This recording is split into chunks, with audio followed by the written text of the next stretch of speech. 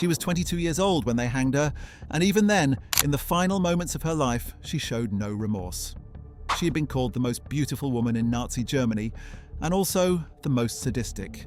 She had walked the filthy, stinking alleys of Auschwitz-Birkenau in her immaculately pressed uniform, a pistol holstered at her hip and a plaited whip coiled in her hand, and she had done things there that still defy comprehension. Her name was Irma Grese. She was not a soldier, not a general, not an ideologue in the conventional sense. She was a farm girl from Mecklenburg who had wanted to be a nurse and ended up becoming a monster instead. How does that happen? How does an ordinary young woman become one of the most feared and reviled figures in the entire apparatus of the Holocaust?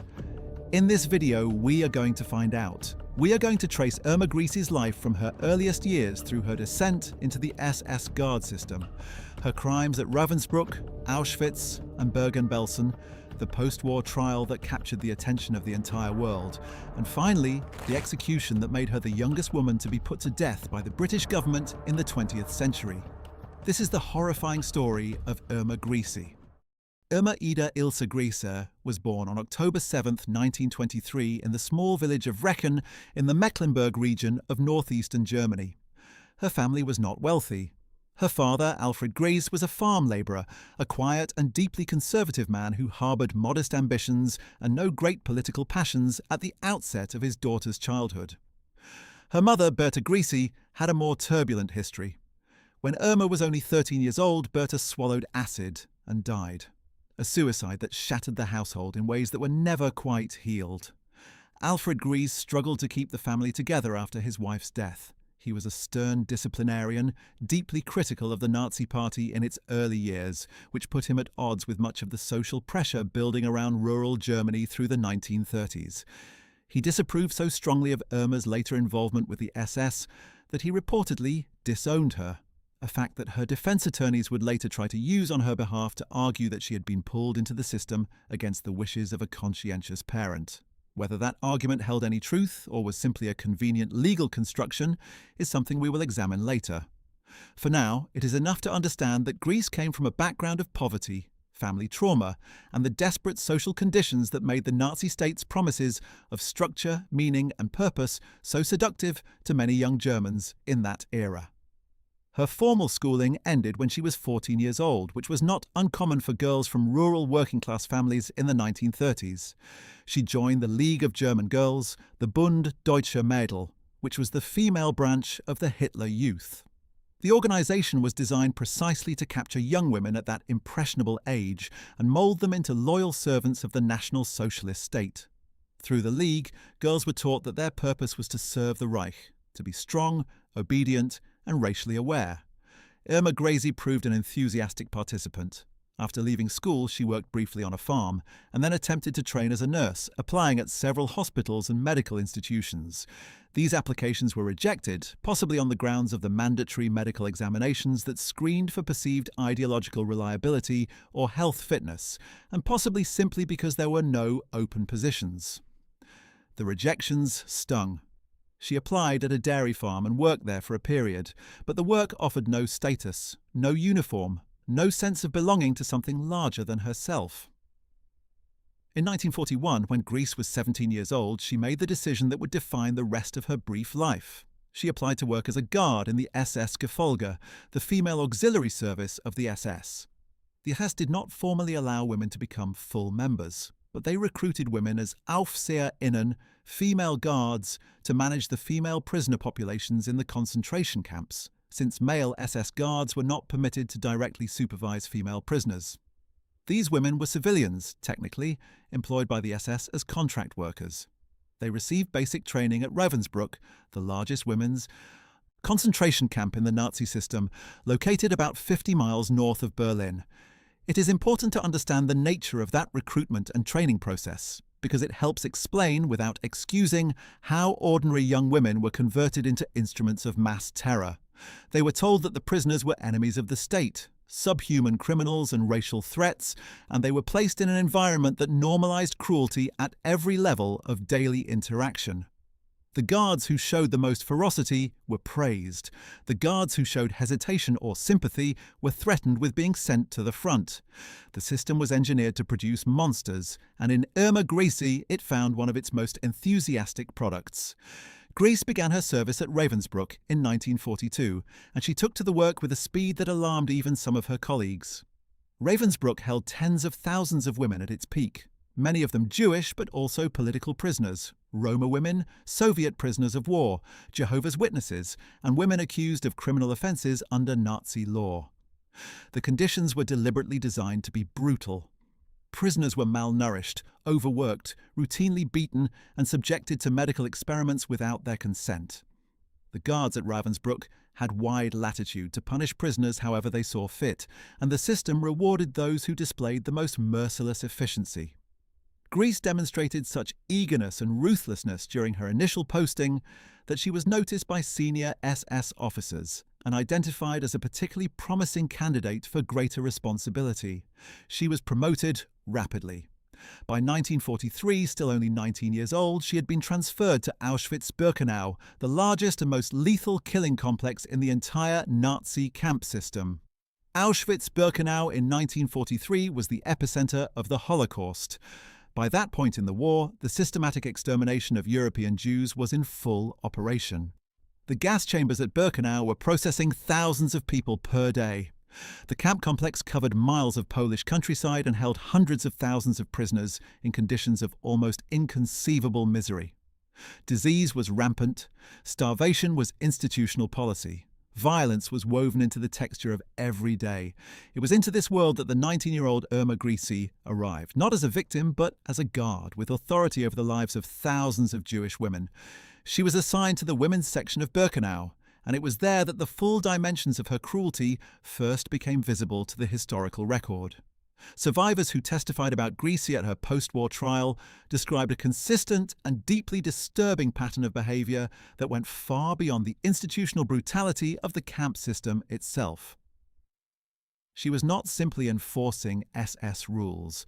She invented additional cruelties of her own. She carried a plaited leather whip and used it freely, lashing prisoners across the face and body without any provocation that could be identified as disciplinary. She wore heavy boots and kicked prisoners who fell or stumbled. She kept 2 trained dogs, large German shepherds that she would set upon prisoners at her own discretion, watching as the animals attacked the women and tore at their clothing and flesh. Survivors testified that she would select individual women for these dog attacks seemingly at random, sometimes apparently deriving personal pleasure from the spectacle of suffering that followed. Grese's power at Auschwitz was extraordinary for someone of her age and gender. By 1943, she had been promoted to Rapportführerin, a senior supervisory role that gave her direct authority over thousands of prisoners in the women's camp. She participated in the selections on the arrival ramp at Birkenau, the grotesque process by which SS doctors, most notoriously Josef Mengele, determined which incoming prisoners would be sent directly to the gas chambers and which would be retained for forced labour. Grese stood alongside these selections, helping to sort the women and children who had just arrived from across occupied Europe into those who would live a little longer and those who would be murdered within the hour. Survivors identified her clearly in these selection processes, standing there in her immaculate uniform with her whip, occasionally making selections of her own, or at minimum, directing prisoners in the deadly process. What made Grese particularly distinctive, even within the brutal world of Auschwitz, was the combination of calculated sadism with apparent personal satisfaction. Multiple survivors independently testified to the same observation, that Grese seemed to enjoy herself. She smiled during beatings. She laughed when her dogs attacked prisoners.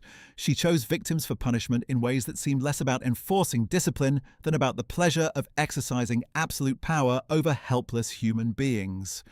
One survivor, a Hungarian Jewish woman named Dr. Gisela Perl, who had been a gynecologist before the war and was forced to practice medicine in the camp without equipment or supplies, later wrote extensively about Grese and described her as someone who had thoroughly embraced the ideology of the SS, not reluctantly, not out of fear, but out of genuine conviction and genuine enjoyment. The physical appearance of Irma Grese became part of her legend, and it is a legend worth examining critically rather than sensationally. Photographs taken at the time show a young woman with fair hair, blue eyes, and regular features that met the Nordic ideal the Nazi propaganda apparatus had spent years promoting. The Allied press, after her arrest, repeatedly described her as beautiful, a fact that contributed to the fascination with her case that extended well beyond ordinary interest in a war crimes trial. British tabloids called her the blonde beast of Belsen. The contrast between her physical appearance and the nature of her crimes produced a kind of cultural shock that drove enormous public attention toward her case. There is a risk in dwelling on this aspect of her biography, since it can slide into the same objectifying territory that the press of the period occupied, but it is historically relevant in the sense that her appearance was part of how she exercised power in the camp. She was aware that she was attractive, and multiple survivor accounts describe her using her looks deliberately, approaching prisoners who did not respond to her authority with a kind of mocking sexuality before switching to violence. There is also the question of her relationships within the camp system. It was known within Auschwitz, and testified to at her trial, that Grese had a romantic relationship with Josef Mengele, the SS doctor whose medical experiments on prisoners, and particularly on twins, constitute some of the most documented crimes in the history of the Holocaust. The exact nature and depth of this relationship is difficult to establish with precision, since Mengele himself was never brought to trial, having fled to South America after the war, where he lived under assumed identities until his death in 1979. What can be said is that the relationship between Grese and Mengele, conducted within the specific moral universe of Auschwitz, suggests a mutual recognition of character. Two people who had, by different routes, arrived at the same place of total contempt for the human beings over whom they exercised power. Grese was also linked romantically to Joseph Kramer, who would later become the commandant of Bergen-Belsen and who would stand in the dock alongside her at the Belsen trial. Kramer's testimony and the testimony of others suggests that Grese's relationships within the SS hierarchy were conducted very much on her own terms. She was not a passive figure even in her personal life. She pursued what she wanted, and she was direct about it, a character trait that in any other context would simply be described as confidence, but within the specific moral catastrophe of Auschwitz takes on a darker colouring. Auschwitz was liberated by Soviet forces on January 27, 1945, but Grese was not there to see it. In the final months of the war, as the Red Army advanced from the east, the SS undertook a frantic series of evacuations, moving prisoners westward on what became known as the death marches, brutal forced marches through winter conditions during which tens of thousands of prisoners died of exposure, exhaustion, and deliberate murder by guards who shot those who could not keep up. Grese participated in these movements, accompanying prisoners evacuated from Auschwitz westward through the Polish countryside. The conditions during these marches were catastrophic. Prisoners who had already survived years of systematic starvation and abuse were now forced to walk for days through freezing temperatures with no food and inadequate clothing. Those who fell were shot. In March 1945, Irma Grese arrived at Bergen-Belsen concentration camp in northern Germany, near the town of Celle in Lower Saxony. Bergen-Belsen in the final months of the war was undergoing a transformation from a transit camp into something resembling a circle of hell. As camps further east were evacuated, their surviving prisoners were funneled into Belsen, which had not been designed to hold anything close to the numbers now being crammed into it. The result was a catastrophe of incompetence and deliberate neglect. Tens of thousands of prisoners arrived in conditions already close to death. The camp's infrastructure, never adequate, collapsed entirely. Typhus spread through the overcrowded barracks with terrifying speed. Bodies accumulated faster than they could be removed. The smell of Bergen-Belsen in those final weeks was reported by British soldiers who liberated it to be detectable from miles away. It was in this environment that Grese served her final months as a concentration camp guard, and it was at Bergen-Belsen that she was captured on April 15, 1945, when British forces under Brigadier Llewellyn Hughes accepted a formal handover of the camp. The British soldiers who entered Bergen-Belsen that day found approximately 13,000 unburied corpses lying around the camp and some 60,000 living prisoners in conditions of extreme disease, starvation, and medical crisis. Photographs and film footage taken at Belsen immediately after liberation became some of the most widely circulated images of the Holocaust in the immediate post-war period, and they shocked populations across the Allied world who had known intellectually that atrocities had occurred but had not seen them in such raw and undeniable form. Irma Grese was arrested that same day. She was 21 years old. British soldiers who arrested her later reported that she seemed entirely composed, almost contemptuous, showing no visible distress or remorse. She was wearing her SS uniform, and she cooperated with the arrest with the same efficiency she had displayed in every other aspect of her work. She was transported to a British detention facility, and the process of building a case against her began almost immediately. The war ended officially on May 8, 1945, with Germany's unconditional surrender. Within weeks, the Allied powers were wrestling with the enormous logistical and legal challenge of prosecuting those responsible for the crimes of the Third Reich. The Nuremberg trials, the most famous of the post-war proceedings, were still being organised, but the British moved quickly to prosecute those responsible for the specific crimes at Bergen-Belsen, and the result was the Belsen trial, formerly known as the trial of Joseph Kramer and 44 others, which opened at Lüneburg, Germany on September 17, 1945. The scale of the Belsen trial was itself extraordinary.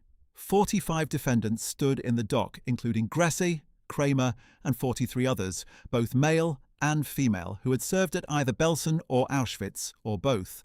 The prosecution had assembled an enormous body of evidence, including the testimony of dozens of survivors who had been tracked down across the displaced persons camps and hospitals of liberated Europe, and who were willing to testify about what they had witnessed and endured. The trial was conducted under the Royal Warrant of August 1945, which gave British military courts jurisdiction over war crimes committed against Allied nationals in German custody. The court was composed of British military officers, with a judge advocate to advise on legal matters. The proceedings attracted intense attention from the international press and from the British public, many of whom had followed the revelations from Bergen-Belsen with horror throughout the spring and summer of 1945. Grese pleaded not guilty to all charges. Her defence counsel, Major Cranfield of the British Army Legal Corps, pursued a strategy that would become familiar in Nazi war crimes trials in the years ahead, arguing that his client had been acting under orders, that she had been young and impressionable and subject to a system she did not control, and that the witness testimony identifying her as specifically responsible for specific acts of cruelty was unreliable, contaminated by the psychological trauma of survivors who could not clearly distinguish one guard from another. It was a coherent legal strategy, and it was not without some abstract merit as a philosophical framework for thinking about individual culpability within totalitarian systems, but it ran headlong into the weight of the evidence. The prosecution called survivor after survivor to the stand over the weeks that the trial unfolded. They came from Hungary, from Poland, from France, from the Netherlands, from Greece. They were women who had been prisoners at Auschwitz and at Belsen, and they told a remarkably consistent story. They described Grese's whip, her dogs, her boots, her smile during beatings, her participation in selections. The details that emerged from these accounts were specific and precise in ways that made the argument of unreliable identification very difficult to sustain. Survivors identified the sound of Grese's voice, the particular way she moved, the distinctive uniform she wore, the silver pistol she carried. One after another, they placed her at scenes of deliberate cruelty that went far beyond anything that could be described as institutional policy or the following of orders. They described murders that she had committed with her own hands, beatings so severe that prisoners died of them, the deliberate setting of her dogs upon women who were already too weak to defend themselves. One of the most striking testimonies came from Ilona Stein, a Hungarian Jewish woman who had been at Auschwitz and then at Belsen. She described in precise detail an incident in which Grese had ordered her to stand still and then beaten her across the face with the plaited whip until her cheekbone was fractured. She remembered the expression on Grese's face. Calm, almost professional. Another witness, Hadassah Bimko, a Polish Jewish dentist who had been a prisoner at Auschwitz and who later became deeply involved in post-war Jewish survivor organizations, testified about witnessing Grese shoot a prisoner who had attempted to pick up a piece of bread that had fallen from a guard's hand. The prisoner was shot and left to die, and Grese had walked away without altering her pace or expression. Dozens of similar accounts accumulated over the weeks of testimony, and the picture that emerged was not of a young woman swept along helplessly by a system she did not understand, but of a deliberate, enthusiastic, and creative perpetrator of violence who had found in the concentration camp system an environment that matched and amplified her own character. The defense attempted to challenge individual accounts on grounds of identification and memory. It was pointed out that many of the survivor witnesses were testifying about events that had occurred 2, 3, or 4 years earlier under conditions of extreme stress and trauma. The defense called its own witnesses, former SS colleagues of Grese's, who testified that she had been no worse than others, that she had followed orders, that the worst crimes attributed to her were exaggerations or misidentifications. But the court found these witnesses to have obvious motivations to minimize the crimes of the SS system as a whole, and the sheer volume and consistency of the prosecution witnesses made the alternative narrative impossible to sustain. There was one additional element of the evidence that deserves particular attention: the medical testimony about the physical state of the prisoners at Bergen-Belsen at the time of liberation. British military doctors who had examined the surviving prisoners after April 15, 1945, testified about the specific injuries they had documented: injuries consistent with beatings with a whip or a cane, injuries from dog bites, injuries from kicks by booted feet. These medical records provided physical corroboration for the survivor testimony that was difficult to argue against.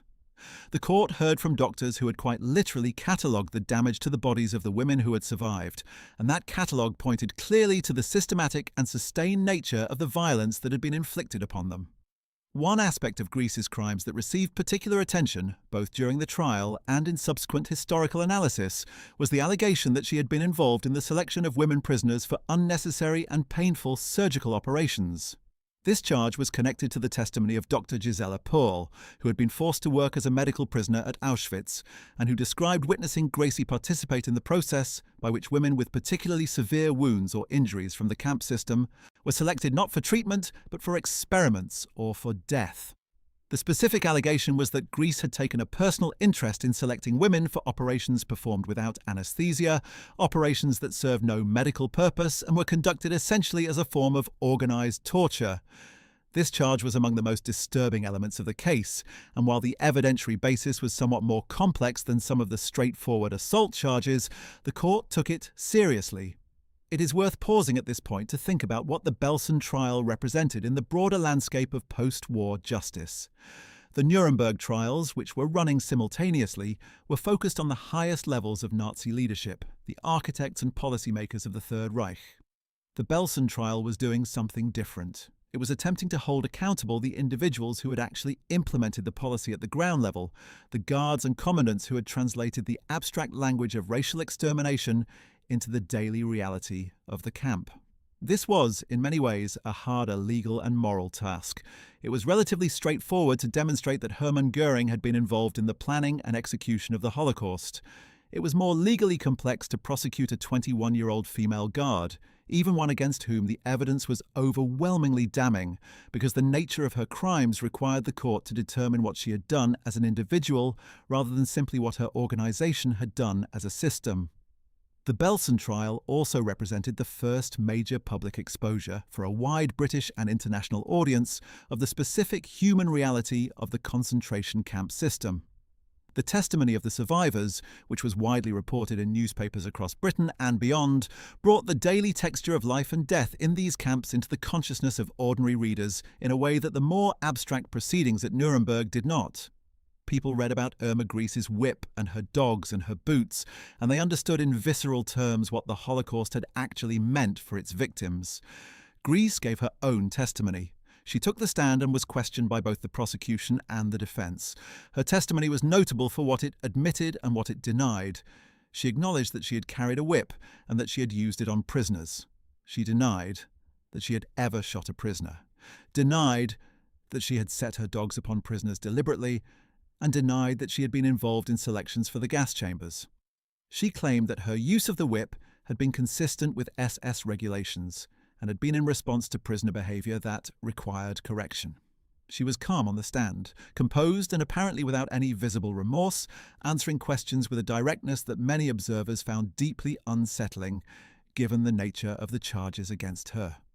When asked by the prosecution why she had joined the SS camp system in the first place, she explained that she had applied because she had been unable to get other work and because she had been attracted to the wage and the uniform. She did not claim to have been ideologically motivated. She did not claim to have loved the Nazi state. She presented herself as an ordinary young woman who had taken a job that happened to be in a concentration camp and had performed that job in the way she believed was expected of her. This explanation was not accepted by the court, and it should not be accepted by history. The testimony of dozens of survivors made clear that what Grese had done went far beyond anything that could be described as simply doing her job. The verdict came on November 17, 1945. Irma Grese was found guilty of war crimes, specifically of crimes against Allied nationals in German custody, in violation of the laws and usages of war. The specific charges included deliberate cruelty to prisoners, physical assault causing grievous bodily harm, and participation in the selections that sent prisoners to their deaths. The court sentenced her to death by hanging. Grese was one of 11 defendants sentenced to death at the Belsen trial. The others included Joseph Kramer, the commandant of Bergen-Belsen, who had also served at Auschwitz-Birkenau, and several other male guards and one other female guard, Elisabeth Volkenrath, who had been the chief female guard at Auschwitz and Bergen-Belsen. The death sentences attracted immediate controversy. Appeals were made on behalf of several of the condemned, including Grese, on the grounds that the laws under which they had been convicted had not existed at the time the crimes were committed, that the court had not provided adequate standards of evidence, and that the death penalty was disproportionate in the specific cases of some of the defendants. These appeals were considered and rejected. The British military authorities confirmed the sentences. In the days following her conviction, Grese was held at Hamelin Prison in Germany, the facility where British sentenced war criminals in Germany were executed. She is reported to have behaved with remarkable composure in those final weeks. A German Protestant chaplain who visited her, Father Hermann Hahn, later reported that she received him courteously and that she seemed to have achieved a kind of internal equilibrium in the face of death. She spent her days reading and writing letters. She wrote to her father, Alfred Grese, who had reportedly disowned her when she joined the SS, seeking some kind of reconciliation or at least acknowledgement. Whether he responded is not known for certain. She wrote to her younger sister, Helene, expressing what was described as genuine affection. She did not write anything that could be construed as a confession of guilt or an apology to her victims. Albert Pierrepoint, the British hangman who was one of the most experienced executioners in British history and who carried out a large number of executions of Nazi war criminals in the period after the war, was the man assigned to carry out the Belsen sentences. He later wrote about the experience in his memoir, describing the morning of December 13, 1945, when the 11 death sentences from the Belsen trial were carried out in succession at Hamelin Prison. He described Grese as having walked to the gallows steadily, without assistance, without tears, saying nothing beyond a single word, which he rendered in his memoir as schnell, meaning quickly. He interpreted this as a request to be hanged without delay. She was 22 years old when she died, and she became the youngest woman to be executed under British law in the 20th century. The reaction to Grese's execution in Britain was complicated and somewhat divided. Some newspapers and public figures expressed satisfaction that justice had been done. Others, particularly some women's rights advocates and religious commentators, expressed unease about executing a young woman, and this unease sometimes shaded into the kind of instinctive sympathy for female defendants that is itself a product of gendered assumptions about who is capable of what kind of evil. What is important to state clearly is that the unease about executing Irma Grese was not based on any credible argument about her innocence. The evidence against her was overwhelming. The testimony of dozens of survivors was specific, consistent, and corroborated by medical evidence.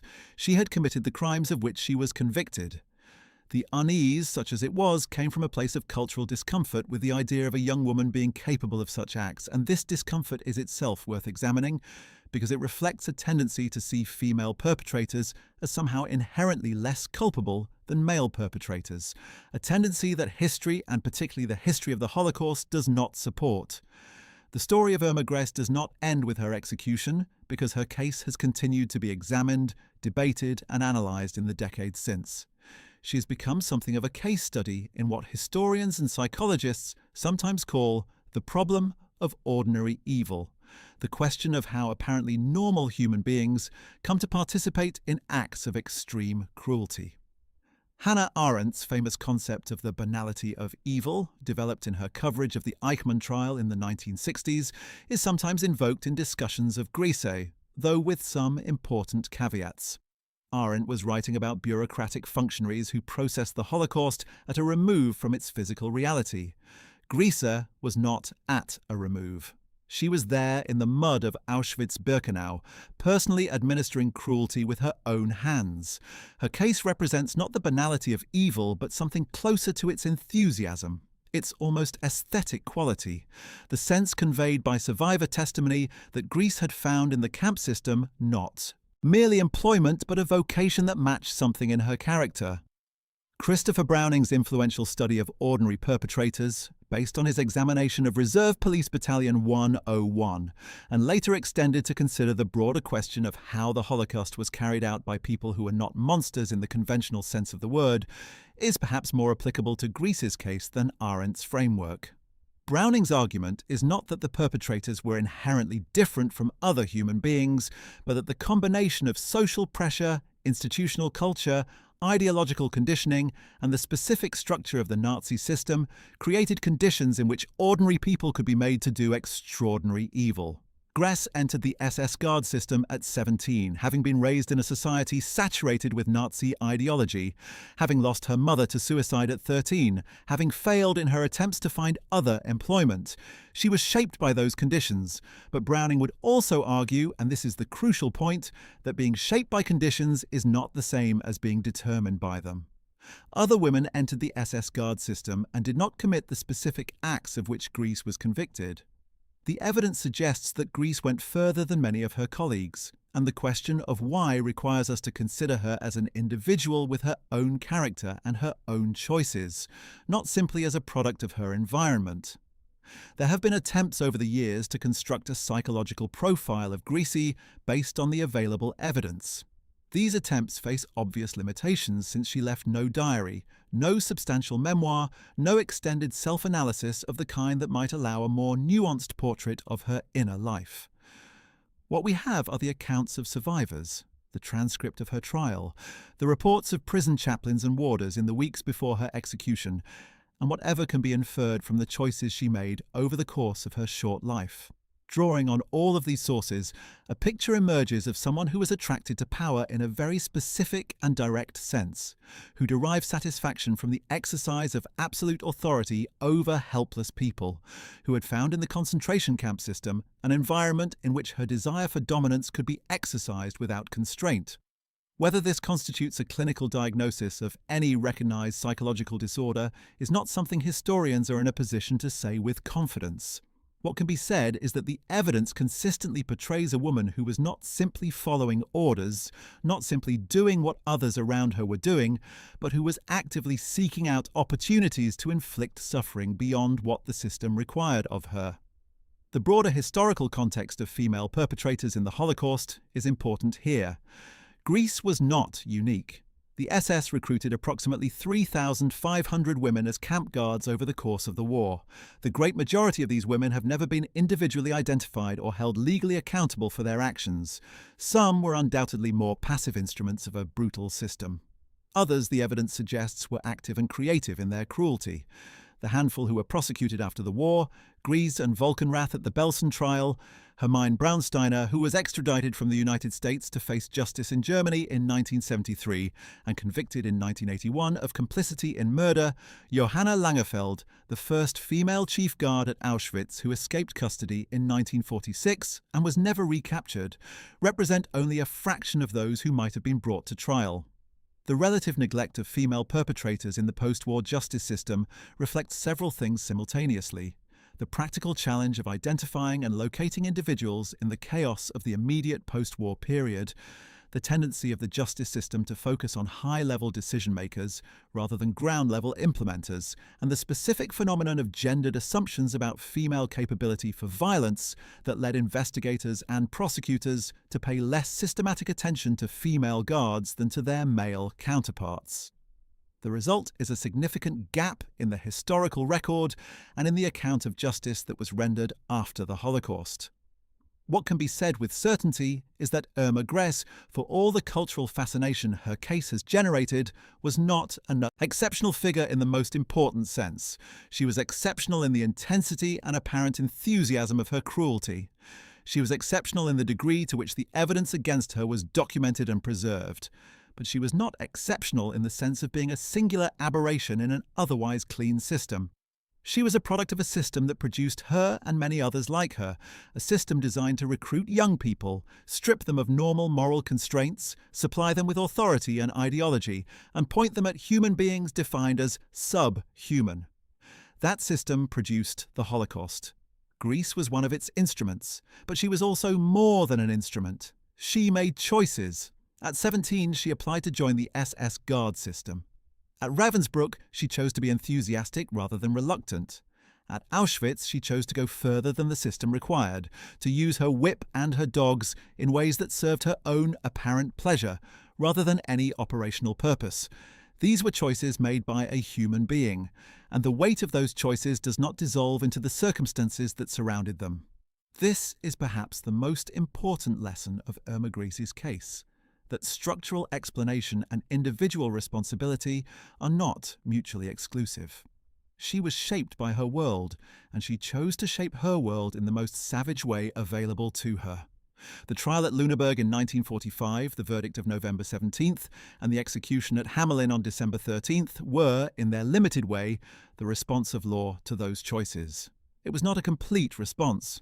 No legal response to the Holocaust could be complete, because the scale of the crime and the number of its perpetrators were far beyond what any legal system could fully address. Thousands of people who did what Irma Grese did were never tried, never convicted, lived out their days and died in their beds in towns across Germany and Austria and the other countries that had participated in the Nazi enterprise. The trial of Irma Grese did not represent justice for the Holocaust. It represented a small piece of justice applied to one of the most visible and documented of its perpetrators. That said, the significance of the Belsen trial as a historical and legal event deserves serious attention. It was the first major Allied prosecution of concentration camp personnel at the operational level, predating even the start of the main Nuremberg proceedings by several weeks. It established important precedents about the legal responsibility of individual guards and commandants within the Nazi system. It produced a public record based on survivor testimony of the specific conditions of life and death in the camps that was unprecedented in its detail and its impact. And it demonstrated, in a way that the higher-level proceedings at Nuremberg sometimes struggled to convey, that the Holocaust was not an abstraction, not a policy document, not a bureaucratic process, but something that happened to individual human beings who suffered in specific ways at the hands of specific people. The survivors who testified at the Belsen trial had lost more than can easily be enumerated. They had lost family members, communities, years of their lives, health, and in many cases the ability to return to anything resembling the world they had known before the war. They came to Lüneburg and they stood in a courtroom and they told the truth about what had been done to them and what they had seen done to others. The fact that Irma Grese was convicted and executed as a direct result of their testimony is not a trivial thing. It is, in the specific and limited sense available to law in the face of atrocity, what justice looks like. The question that remains and that will always remain is the question of understanding. How did a girl from Mecklenburg who failed to become a nurse end up as one of the most feared and sadistic guards in the history of Auschwitz-Birkenau? The answer is not simple, and anyone who offers a simple answer should be viewed with suspicion. She was shaped by a society that had been taken over by a system of organized hatred. She was recruited young, before her moral character had fully formed, into an institution designed to make cruelty normal and even praiseworthy. She may have had psychological traits that predisposed her to the exercise of dominance over others. She definitely made choices at every stage of her journey that moved her further in the direction of evil rather than away from it.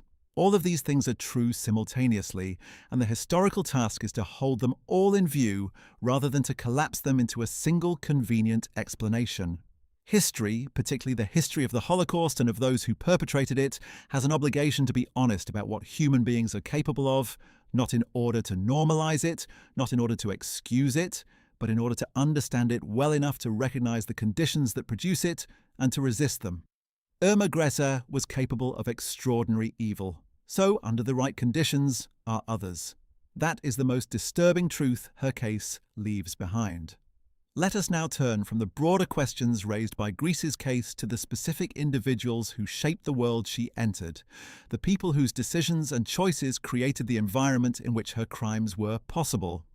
These are the people who designed the system, who built the camps, who wrote the orders, who commanded the guards. Understanding them is part of understanding her. And understanding why the Holocaust happened requires understanding both the architects and the implementers, both the people at the top of the chain of command and the people at the bottom who were willing, even eager, to do what the chain required. Heinrich Himmler, the Reichsführer SS and the man who was in many direct ways the supreme architect of the concentration camp system, was born on October 7, 1900, in Munich. The coincidence that Himmler shared his birthday with Irma Grese, born on October 7, 1923, is one of those small ironies that history occasionally produces without commentary.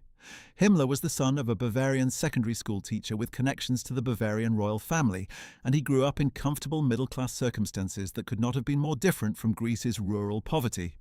He studied agronomy at the Technical University of Munich and joined the Nazi Party in 1923, participating in the beer hall putsch that November alongside Hitler and later standing beside Hitler in the early years of the movement's growth as a street-fighting political party.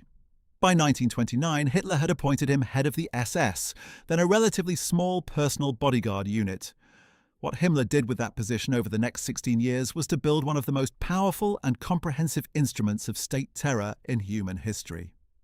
Himmler expanded the SS from a few hundred men into an organization that eventually encompassed the Gestapo, the concentration camp system, the Waffen-SS, the economic enterprises that used prisoner labor, and the entire apparatus of racial policy administration in the Third Reich. He was, in a very real sense, the man who made the Holocaust operationally possible. The concentration camps where Irma Grese did her work existed because Himmler built them. The guard system in which she served was structured according to his designs and operated according to his instructions. Every whip she swung, every dog she set upon a prisoner, every selection she participated in was made possible by the organizational framework that Himmler constructed and maintained. Himmler was a figure of paradoxes that historians have found endlessly fascinating and somewhat difficult to resolve. He was personally squeamish about violence, reportedly nearly fainting during a mass execution of Soviet Jews that he attended at Minsk in August 1941. Yet he was simultaneously the man most directly responsible for organizing the systematic murder of 6 million Jews and millions of others. He kept detailed records of everything, was fanatically devoted to bureaucratic procedure, and brought to the management of genocide the same methodical attention to administrative detail that a less malign man might have brought to the management of a municipal water supply system. He was also, in some respects, a crank. He believed in a variety of occult and pseudo-scientific theories about Germanic racial heritage, was fascinated by astrology and the supposed mystical properties of ancient Aryan culture, and spent significant organizational resources on ventures of breathtaking historical absurdity, like the research expeditions of the SS organization Ahnenerbe, which traveled to places including Tibet in search of supposed evidence of ancient Aryan civilizations. In the final months of the war, Himmler made a series of increasingly desperate attempts to position himself as a possible negotiating partner for the Western Allies, apparently believing that he could present himself as a figure who might lead a post-war German government that the Allies could work with. He held secret meetings with Count Folke Bernadotte of Sweden in early 1945, during which he discussed the possibility of a negotiated surrender on the Western Front, while continuing the war against the Soviet Union. When Hitler learned of these contacts in April 1945, he was furious, and in one of his final acts before his own suicide on April 30th, he expelled Himmler from the Nazi Party and stripped him of all his offices. Himmler fled north, attempted to escape through Allied lines disguised with a fake identity under the name Heinrich Hitzinger, a low-ranking SS private. He was captured by British soldiers on May 21st, 1945, near Bremerwörde. On May 23rd, during a medical examination conducted after British intelligence began to suspect his true identity, Himmler bit down on a cyanide capsule that had been concealed in a gap in his teeth and died within 15 minutes. The man most directly responsible for the organizational structure of the Holocaust denied the world the satisfaction of seeing him stand trial. Reinhard Heydrich, who in many respects was Himmler's most dangerous subordinate and who bore direct responsibility for both the planning and the implementation of the final solution, had already been dead for nearly 3 years when the war ended. Heydrich was born on March 7, 1904, in Halle an der Saale, the son of a composer and opera singer who ran a conservatory. He showed early aptitude as a violinist and was musically gifted in ways that seemed grotesquely incongruous with the nature of his later career.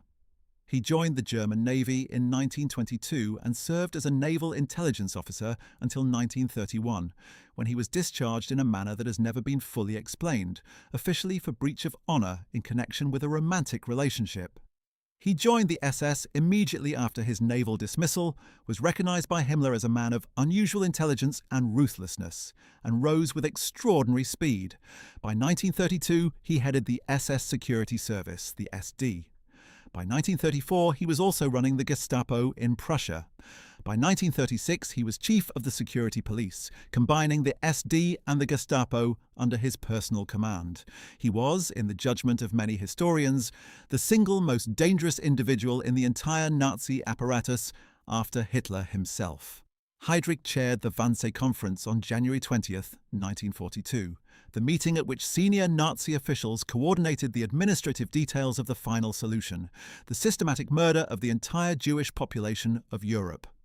This meeting, attended by 15 senior officials from various Reich ministries and SS formations, produced the famous protocol, later discovered in the German Foreign Office archives, that provides one of the most direct pieces of documentary evidence for the coordinated, planned nature of the Holocaust.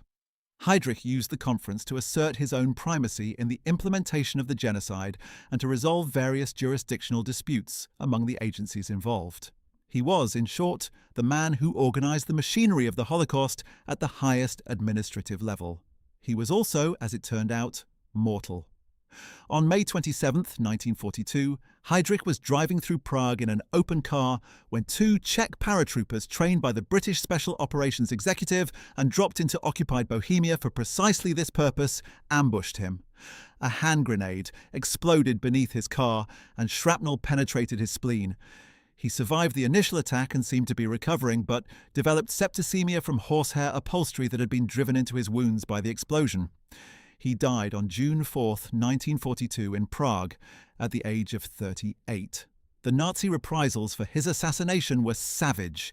The entire village of Lidis, near the home of one of the assassins, was destroyed, its male population shot, its women sent to concentration camps, its children gassed or dispersed to German families for forcible assimilation. The village of Lezaki was similarly destroyed. These reprisals, documented in detail, stand as a reminder of what the Nazi regime considered an appropriate response to political violence directed at its officials. Rudolf Höss, who was the longest-serving and most influential commandant of Auschwitz, and who was therefore in a very direct sense the man responsible for the specific environment in which Irma Grese committed her crimes, has left one of the most extraordinary documents in the history of the Holocaust. Höss wrote his autobiography while awaiting execution after the war, and the resulting text, published posthumously under the title Commandant of Auschwitz, is remarkable for the bureaucratic detachment with which he describes the organization and operation of the murder complex he commanded. It reads, in places, less like a personal memoir than an administrative report, and that quality of detachment is itself among the most disturbing things about it. Höss was born on November 25, 1900, in Baden-Baden, the son of a devout Catholic who intended his son for the priesthood. He served in the German army in the First World War, receiving decorations for bravery, and became involved in right-wing nationalist politics after the armistice. He was convicted of murder in 1924 as part of a political killing organized by a proto-Nazi group, and spent 5 years in prison before being released under an amnesty. He joined the SS in 1934 and was posted to Dachau concentration camp in 1934, where he began learning the administrative and operational side of the concentration camp system under Theodor Eicke, who was the architect of the early camp structure and who created the training system that eventually produced guards like Irma Grese. Höss was appointed commandant of Auschwitz on May 4, 1940, when it was still a relatively small facility designed to hold Polish political prisoners, and he remained in that role with one interruption until November 1944, overseeing its transformation into the largest killing site in human history. Under Höss's administration, Auschwitz-Birkenau became the destination for Jews from across occupied Europe. He worked with Adolf Eichmann, the SS officer responsible for organizing the deportation of Jews from various countries to the camps to ensure a steady supply of victims. He oversaw the construction of the gas chambers at Birkenau, participated in the selection of Zyklon B as the killing agent after experiments with other methods proved unsatisfactory by the standards of the perpetrators, and organized the logistical arrangements for receiving, processing, murdering, and disposing of the remains of hundreds of thousands of people. He estimated in his autobiography, and his estimate has been broadly corroborated by subsequent historical research, that approximately 1.1 million people were murdered at Auschwitz under his administration, the great majority of them Jewish.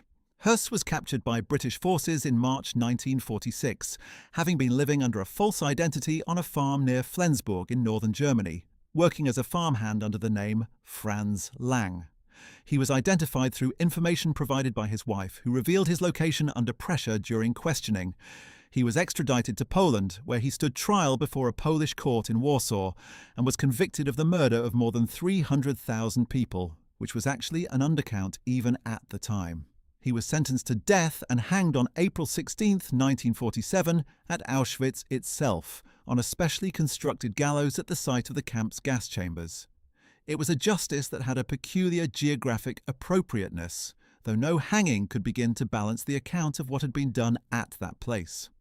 The autobiography that Höss wrote in his Polish prison cell in the weeks before his execution, usually published in English as Commandant of Auschwitz, is a document of profound historical importance and profound moral dissonance.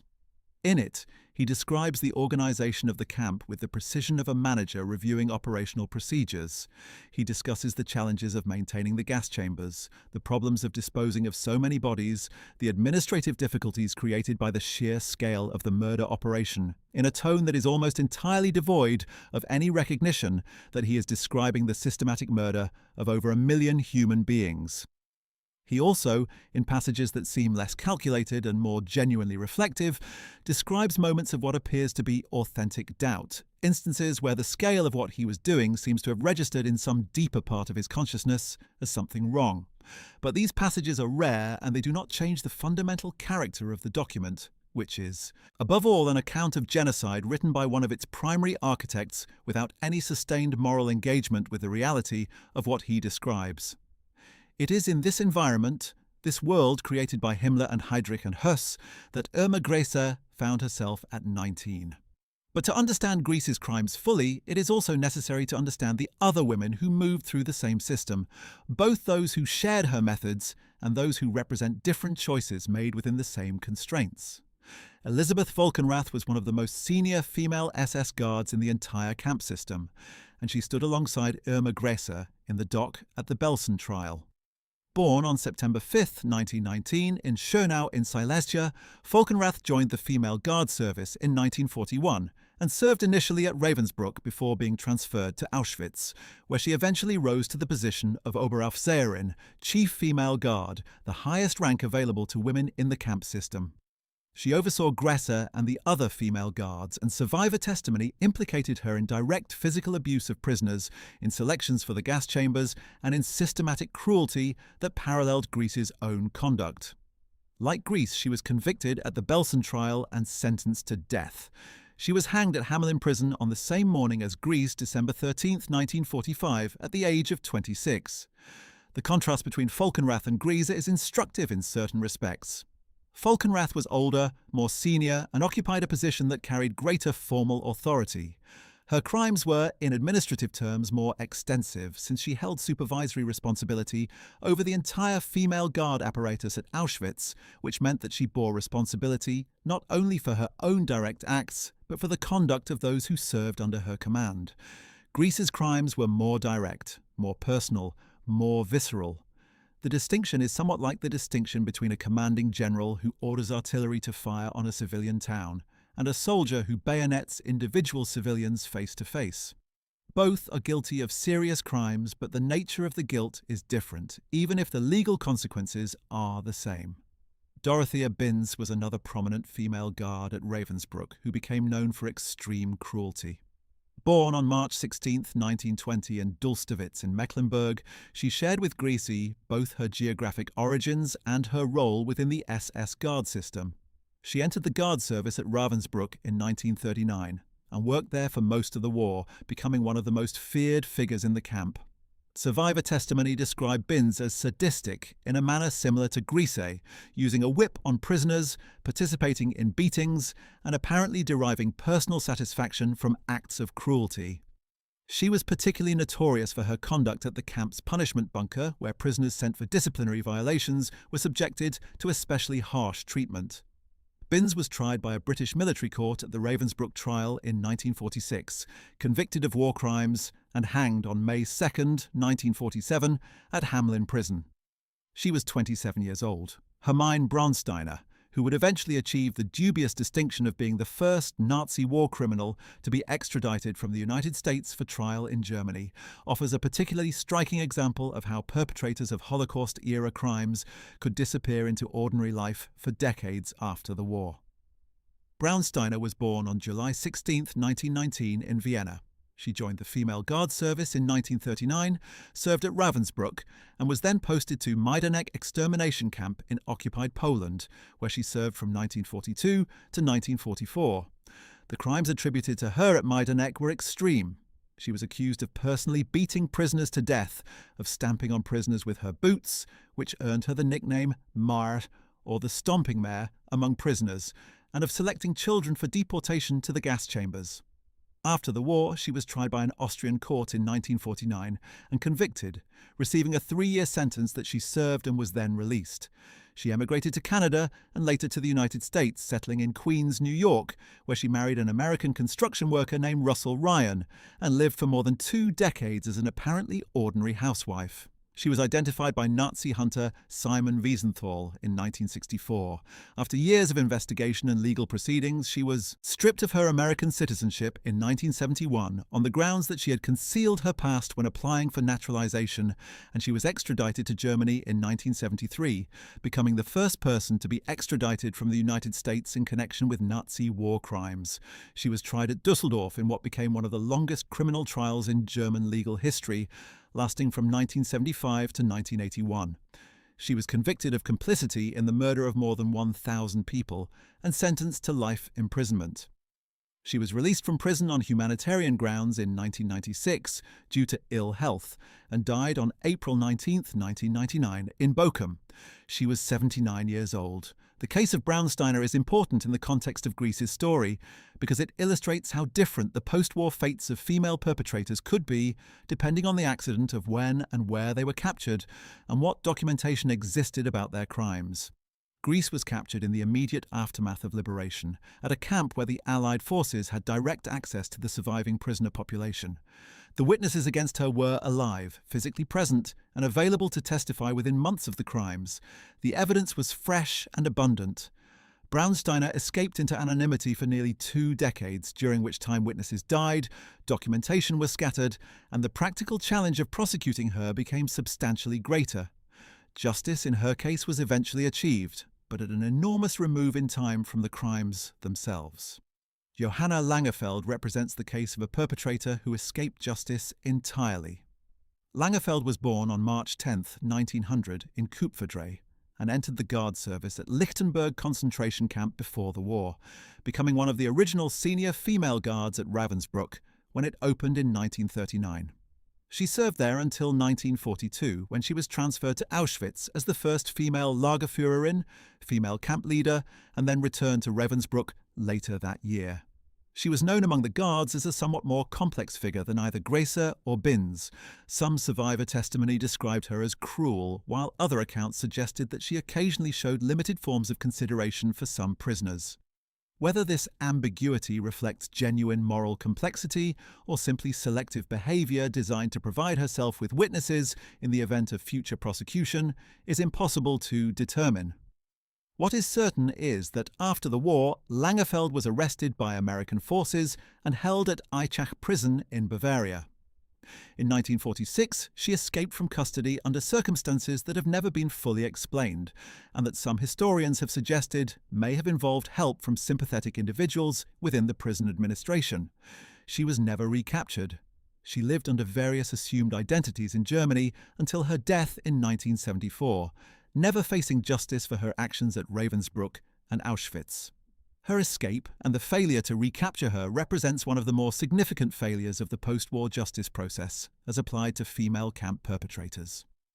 Maria Mandel was among the most directly powerful female figures in the Auschwitz camp system.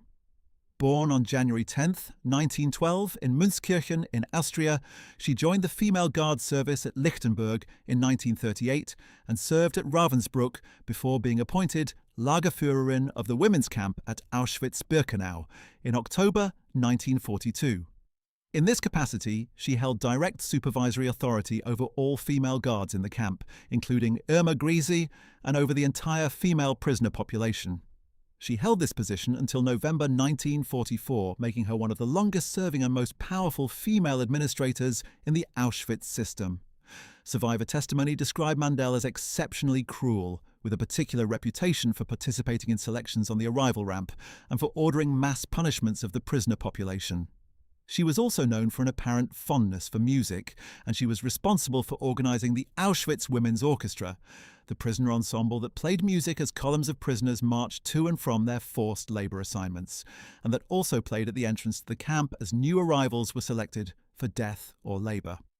The grotesque contradiction between her musical sensibility and the context in which she deployed it is one of those details that lodges in the memory because it so vividly illustrates the moral dissociation that the perpetrators had achieved.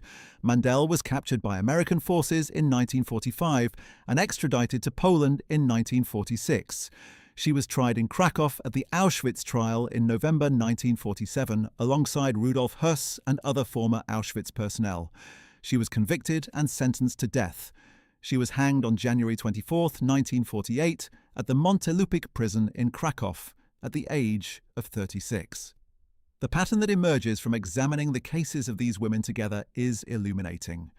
They ranged in background from rural working-class poverty to comfortable middle-class families. They came from Germany and Austria, from small towns and cities. They entered the SS Guard system at different points during the war, some as early as 1938, some as late as 1942 or 1943. They held positions at different levels of the administrative hierarchy. What they share is not a single psychological type or a single social background, but rather the specific experience of having entered a system that normalized and encouraged extreme cruelty, having chosen at multiple points within that system to go further rather than to pull back, and having exercised the power given to them in ways that maximally harmed the people over whom they held authority.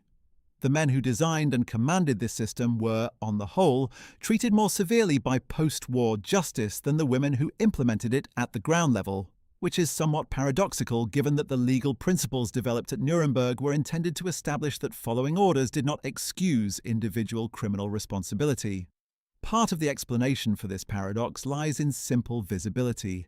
The men at the top of the Nazi hierarchy were more publicly prominent, more obviously identifiable as targets for prosecution, more likely to be found in the records that the Allied investigators captured. Part of it lies in the gendered assumptions about female capability for violence that we have already noted. And part of it lies in the sheer logistical challenge of building cases against hundreds of individual ground-level perpetrators when the immediate post-war period offered only limited resources for investigation and prosecution. Let us now consider some of the other key figures whose decisions and actions shaped the world of the camps and who bore responsibility for the system within which Grese's crimes occurred. Adolf Eichmann, the SS Obersturmbannführer, who coordinated the deportation of Jews from across occupied Europe to the death camps, was not captured in 1945. He used the confusion of the post-war period to establish a false identity, lived in Germany for several years under the name Otto Henninger, and in 1950 emigrated to Argentina via a rat-line network that used false documents and the assistance of sympathetic Catholic clergy and others to help Nazi fugitives escape Europe. In Argentina, he worked for Mercedes-Benz and lived quietly in a suburb of Buenos Aires under the name Ricardo Clement. He was identified by Israeli intelligence in 1960, abducted from Argentina by Mossad agents on May 11th of that year, and brought to Israel where he was tried under the Nazis and Nazi collaborators' punishment law of 1950. The trial of Adolf Eichmann in Jerusalem in 1961 was, in many respects, the most significant Nazi war crimes trial since Nuremberg itself. It was the first trial to be conducted entirely in Israel, the first to place a major architect of the Holocaust before an Israeli court, and the first to make the survivor testimony of Holocaust victims the central evidentiary framework of the prosecution. It was also the trial that Hannah Arendt attended as a correspondent for the New Yorker magazine, and her observation of Eichmann in the dock, the apparently ordinary middle-aged man in his glass booth, led her to develop the concept of the banality of evil that has shaped historical and philosophical discussion of the Holocaust ever since. Eichmann was convicted on all 15 counts against him, including crimes against the Jewish people and crimes against humanity, and was sentenced to death. He was hanged at Ramla prison in Israel on June 1, 1962, becoming the only person ever to be executed by the State of Israel.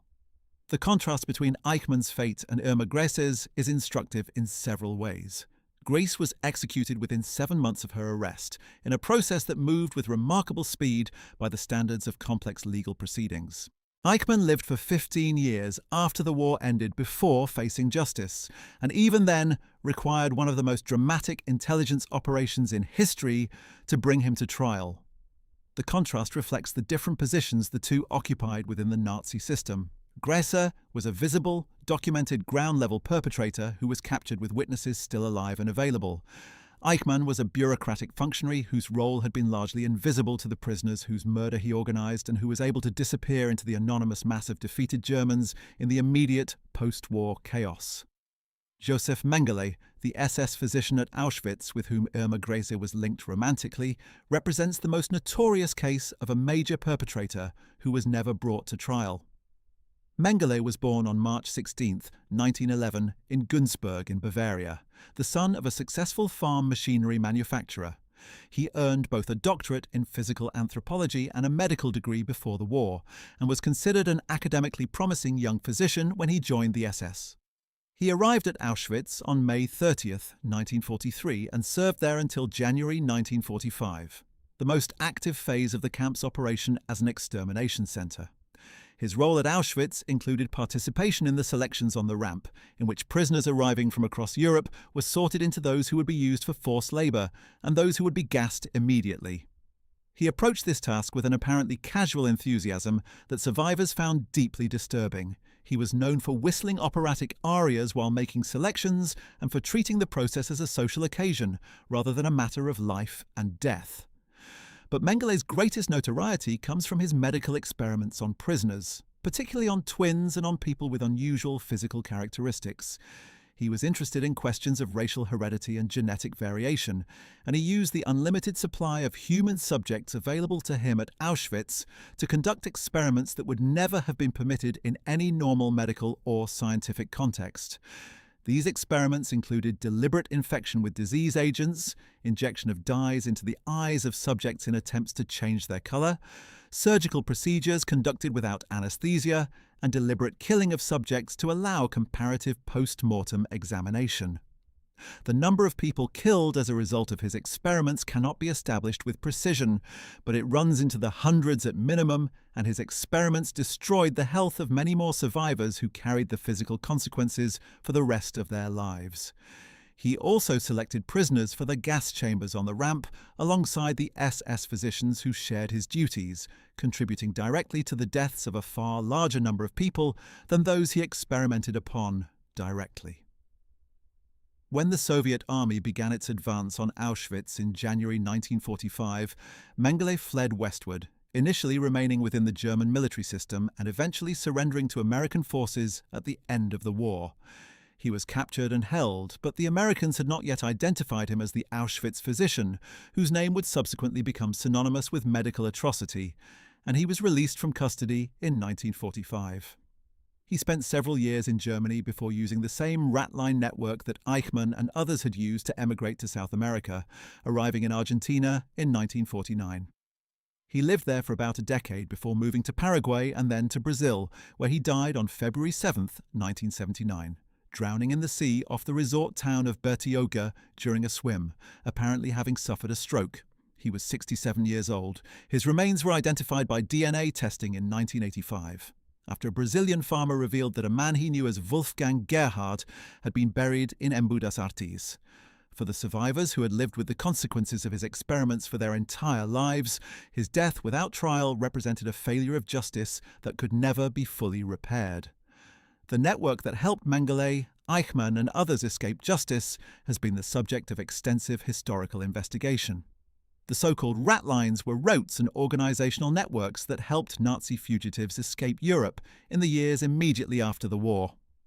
Two main routes existed, one through Spain to South America, organized in part through connections with sympathetic elements within the Catholic Church and with Franco's government, another through Italy, also involving church connections. The most significant church figure implicated in the rat line was Bishop Alois Hudal, an Austrian priest based in Rome who ran a relief organization for German and Austrian prisoners of war and refugees, and who used this organization as a cover for helping wanted Nazi criminals obtain false identity documents, particularly the so-called Red Cross passports issued by the International Committee of the Red Cross on the basis of false identities. The organizations involved in the rat lines included the Odessa Network, which, despite its fame in popular fiction, is more of a retrospective journalistic construct than a single organized entity, and the more tangibly documented network known as Die Spinne, the Spider, which is credited with helping a number of former SS officers escape to South America. Argentina under President Juan Perón was the primary destination for many of these fugitives, and Perón's government is believed to have actively facilitated the entry of thousands of former Nazis and Nazi collaborators into the country, for reasons that combined ideological sympathy, economic interest in recruiting skilled technicians, and personal preference of Perón himself. Other destinations included Paraguay, Brazil, Bolivia, Chile, Syria, and Egypt. The success of these escape networks in allowing a significant number of major Nazi perpetrators to escape justice represents one of the significant failures of the post-war accountability process. The estimates of how many former SS members and other Nazi perpetrators escaped via these routes vary widely, from the thousands to the tens of thousands, and the precise number will probably never be established. What is clear is that the escape of figures like Mengele, Eichmann, and many others who were never identified or prosecuted at all meant that the legal accounting for the Holocaust was severely incomplete, a fragment of justice rather than a comprehensive reckoning. This incompleteness is thrown into even sharper relief when considered against the scale of the crimes themselves.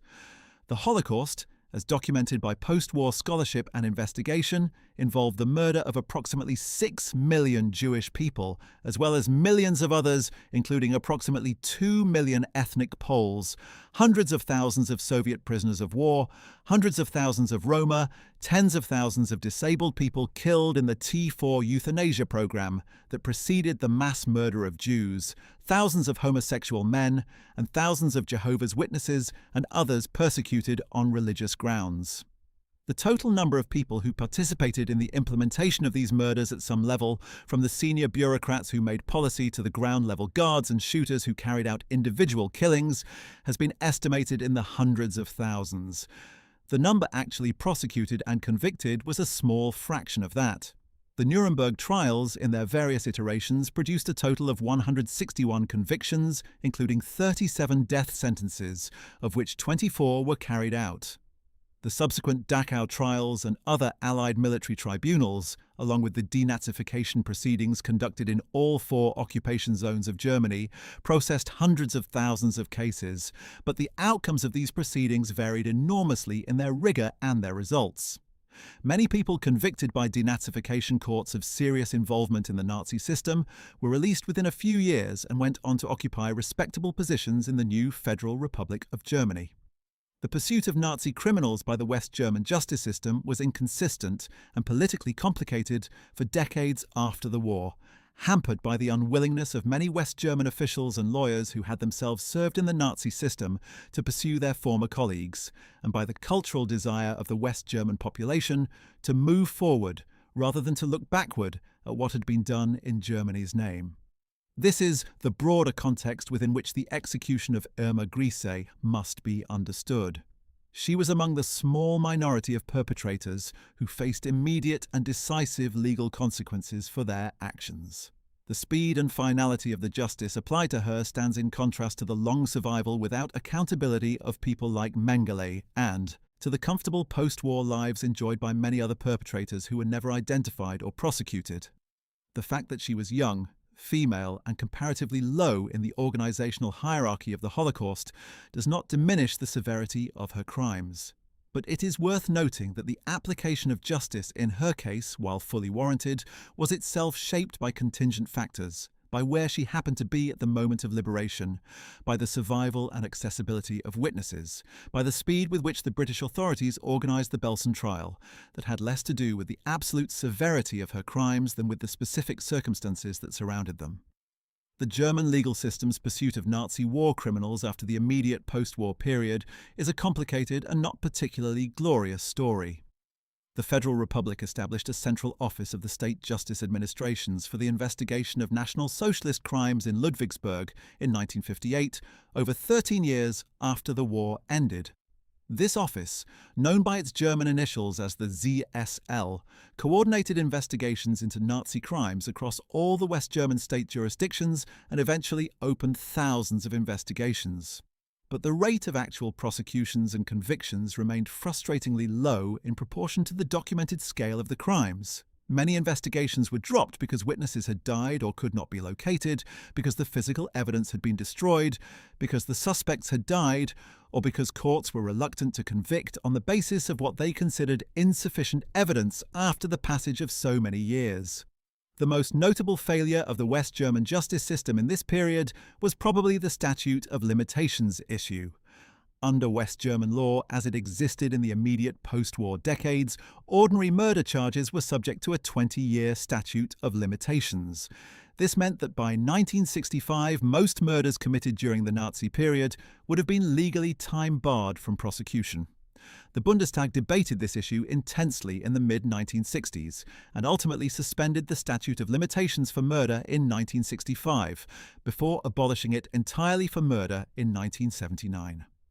These decisions extended the theoretical reach of the German justice system into the past, but by the time they were made, many perpetrators were already elderly or dead. What the broader history of post-war justice reveals when set against the specific case of Irma Grese is the degree to which the legal reckoning for the Holocaust was shaped not by a systematic application of consistent principles, but by the interaction of contingent circumstances. Grace was tried and executed quickly because she was caught quickly, because witnesses were available, because the British authorities moved decisively. Mengele lived for 34 years after the war in freedom. Thousands of others who committed comparable or worse crimes were never identified. The justice achieved was real but partial, a specific set of legal outcomes that cannot in themselves be regarded as a proportionate response to the scale of what was done. The personal legacy of Irma Grese continues to generate interest that sometimes shades into an uncomfortable territory. Her case has been the subject of biographies, documentary films, and television programs, and she has occasionally been the subject of a kind of sensational fascination that sits awkwardly alongside serious historical analysis. Part of this is the product of the same cultural fascination with female perpetrators that we noted earlier. The persistent cultural expectation that women are not capable of extreme violence creates a kind of morbid curiosity about those who are, and Grese's youth and physical appearance intensified this reaction in the immediate post-war period and have continued to shape how her case is presented in popular media. There is a responsibility in any historical treatment of her case to resist the sensational and to maintain the focus where it should be, on the victims of her crimes, on the specific acts she committed, on the broader system that made those acts possible, and on the questions of justice and accountability that her case raises. The survivors who testified at the Belsen trial were not testifying for the benefit of history or for the curiosity of future generations or to contribute to a documentary about a fascinating female perpetrator. They were testifying because they had experienced specific atrocities at the hands of a specific person, because they believed that what had been done to them and to those they had loved and lost deserved to be named in a court of law, and because they hoped that the naming would be followed by consequences. The consequences came in the form of a verdict and a sentence that were carried out on December 13th, 1945. Whether those consequences were proportionate to the crimes is a question that cannot be answered satisfactorily. Nothing that a court could do to Irma Grese would be proportionate to the suffering she caused, but the verdict and the sentence were just, and they were based on the truth. And that is what can be said for them. Before we reach that conclusion, however, there are several more important figures and dimensions of this story that deserve careful examination. The network of individuals who shaped the specific world of Bergen-Belsen, the camp where Grese was finally captured, tells us a great deal about how the Nazi system functioned in its final chaotic months, and why the conditions there had deteriorated so catastrophically by the time of liberation.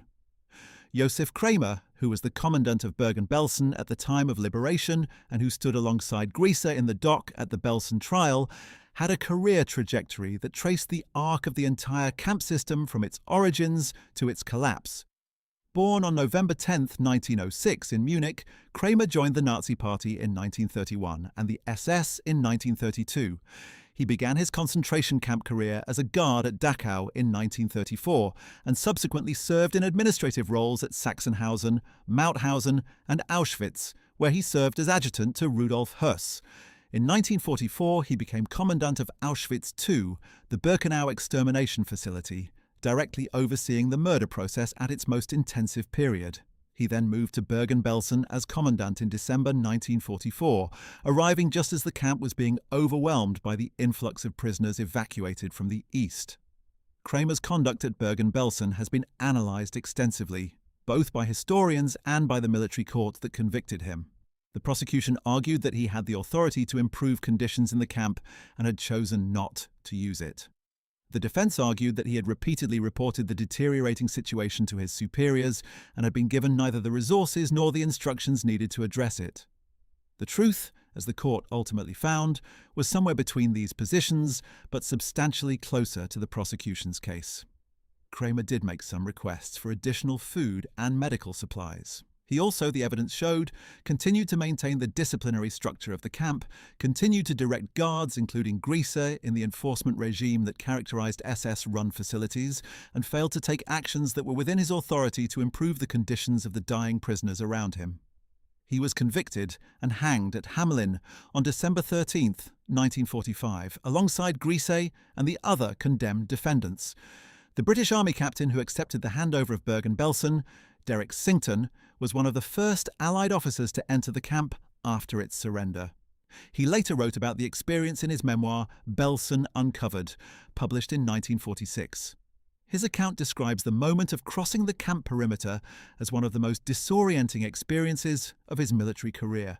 The contrast between the apparent normality of the administrative buildings near the entrance and the apocalyptic conditions in the prisoner compounds was, he wrote, almost impossible to process in real time. He encountered prisoners who were so weakened they could barely walk, and others who were already dead and had been dead for some days. He also encountered Kramer, whom he described as composed and businesslike at the moment of handover, apparently unconcerned by the conditions around him in a way that Sington found deeply disturbing. The medical response to the liberation of Bergen-Belsen was one of the most challenging relief operations of the entire post-war period. Thousands of prisoners were dying of typhus, dysentery and starvation at the time of liberation, and the British Army's medical resources were entirely inadequate for the scale of the emergency. Medical students from London were brought in as emergency volunteers. British Red Cross units were deployed. The AMC, or AMC, the Royal Army Medical Corps, established field hospitals within the camp compound. Despite these efforts, approximately 13,000 of the prisoners who were alive at the time of liberation died in the weeks and months that followed, their bodies too devastated by their ordeal to recover even with proper medical care. The death toll at Bergen-Belsen between the date of liberation and the end of 1945 exceeded the number of those who died in the camp in any single previous month. The medical teams working at Belsen after liberation were among those who provided testimony at the Belsen trial. Their clinical observations about the specific injuries and conditions they documented in the prisoner population corroborated the survivor accounts in important ways. They described the whip marks they found on survivors' backs and faces, the dog bite injuries they treated, the nutritional profiles of prisoners that were consistent with deliberate systematic starvation rather than any wartime shortage, and the overall pattern of injuries that pointed unambiguously to systematic organized violence rather than mere institutional neglect. This medical testimony gave the prosecution a layer of objective evidence that complemented and reinforced the personal testimonies of the survivors. The treatment of the survivors in the months after liberation is a chapter that is sometimes underemphasized in accounts that focus primarily on the events of the war itself. The displaced persons camps established in the British and American occupation zones of Germany housed hundreds of thousands of Jewish survivors who had nowhere to return to. Their communities in Eastern Europe had been destroyed. Their homes had been seized. In many cases, the survivors who did attempt to return to their pre-war homes were met with hostility, and in some cases, violence, from local populations who had moved into the property or who simply did not want to see the survivors return. The most notorious such incident was the Kielce pogrom of July 4, 1946, in Poland, in which a mob attacked and killed 42 Jewish survivors who had returned to the town of Kielce. This pogrom, occurring over a year after the liberation of the camps, demonstrated that the end of the Nazi regime had not ended the anti-Semitism that the regime had exploited and intensified. The response of the survivor communities themselves to the conditions they faced after liberation was remarkable.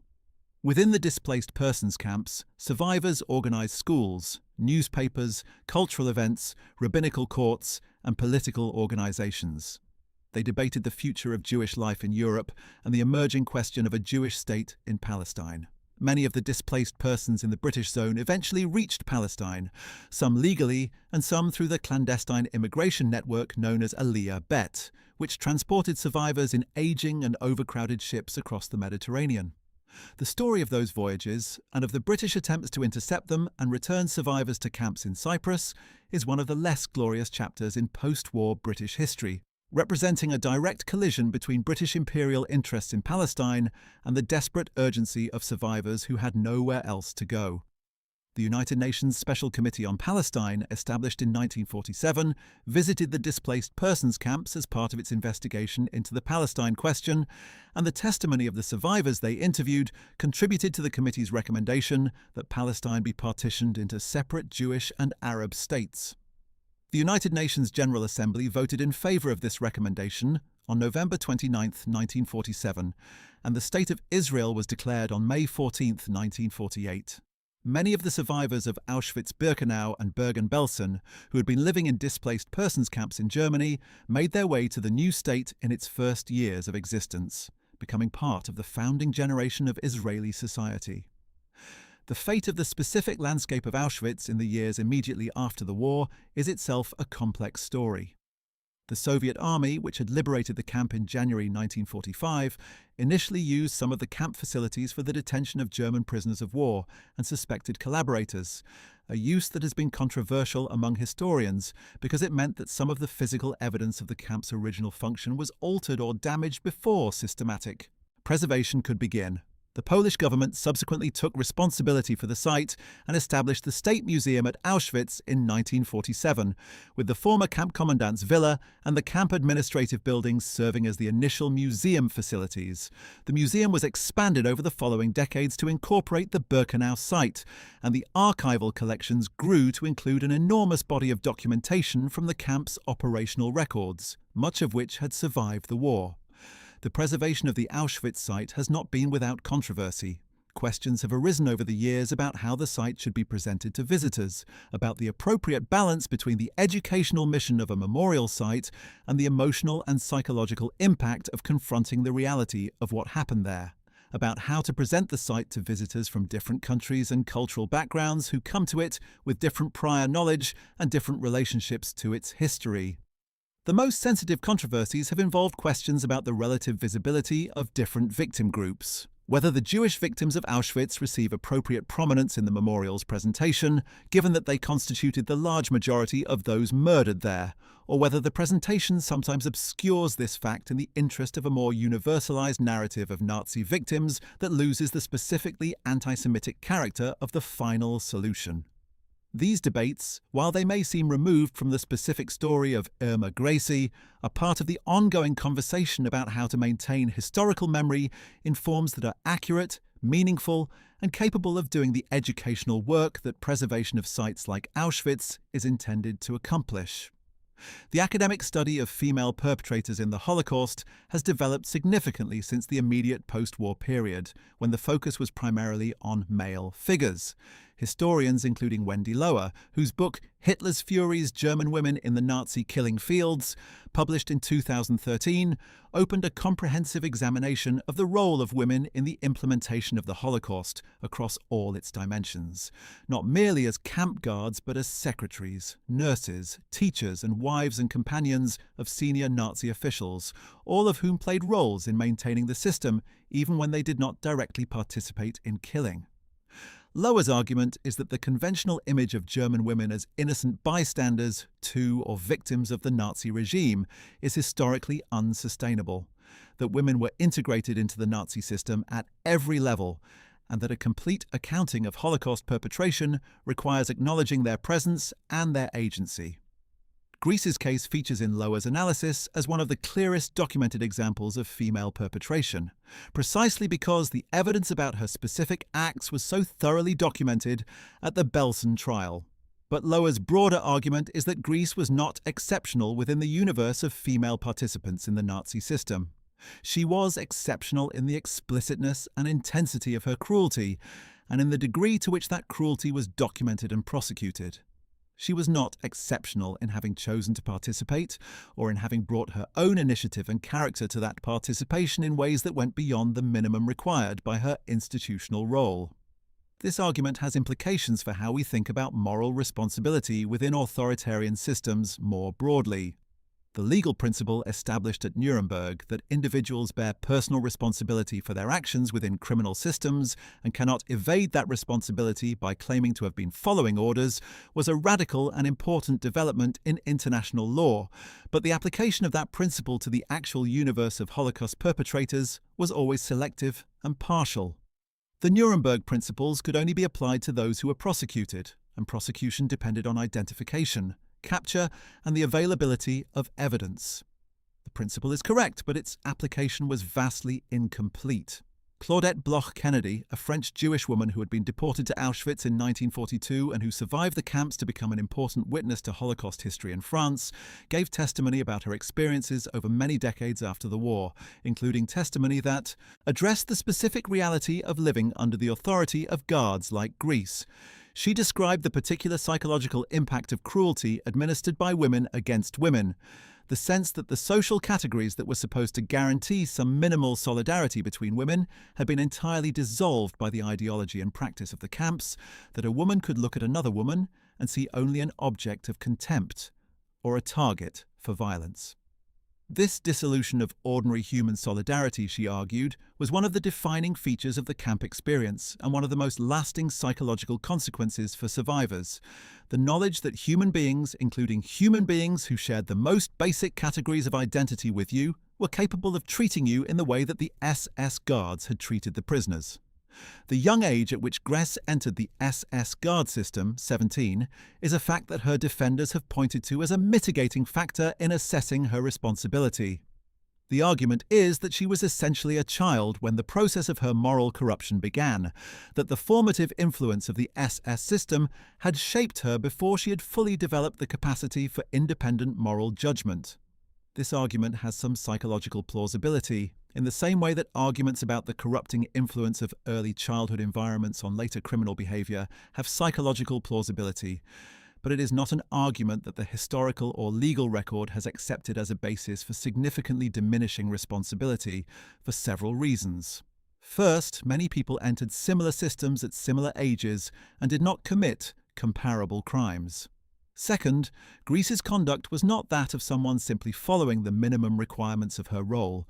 She went beyond what was required in her cruelty, apparently of her own initiative and for her own reasons. Third, even granting the formative influence of the SS system, she was a legal adult by the time of most of the crimes attributed to her, and the crimes were committed over a period of years rather than in a single moment of institutional pressure. The trial records from Lüneburg make clear that Grese understood, at some level, the nature of what she was doing. She was not under the impression that the prisoners she beat and whose deaths she participated in causing were guilty of anything. The ideology of the SS told her they were racial enemies, subhuman threats to the German people, but the specific women she selected, beat, and set her dogs upon were obviously and visibly individual human beings. Women like herself in most of the basic dimensions of their humanity. The ability to perform acts of extreme cruelty while maintaining that perception requires a degree of active moral suppression that is itself a form of moral choice. Whatever the systemic pressures that shaped Grese, she was choosing repeatedly and over years to see the prisoners as she had been told to see them rather than as they actually were. This is perhaps the deepest and most troubling question that Irma Grese's case raises. Not the question of what system produced her, but the question of what it means to be a human being who is capable of making those choices. The answer is not a comfortable one. It is that most of us are probably more capable of moral catastrophe than we would like to believe, given the right combination of circumstance, ideology, and institutional permission. This is not a counsel of despair. It is, rather, the most important reason why the institutions, laws, and cultural values that prevent such circumstances from arising are worth defending with everything we have. The story of Irma Grese is, at its deepest level, not a story about a uniquely evil woman. It is a story about what human beings can become and about why it matters so much that we build and maintain the social structures that prevent the worst of what we are capable of from finding expression. The question of how to remember those who committed the crimes of the Holocaust, alongside the far more important question of how to remember those who suffered them, is one that each generation must confront freshly. The historical record demands honesty. And honesty requires that we look directly at what people like Irma Grese did, not to satisfy a prurient curiosity, but to understand as fully as we can the mechanisms by which ordinary human societies produce extraordinary evil. This understanding is not merely an academic exercise, it is a practical necessity if we are to have any hope of recognizing and resisting the conditions that produce such evil when they arise again. The conditions that produced Irma Grese were specific to the Nazi period in German history, but they were not entirely unique to that time and place.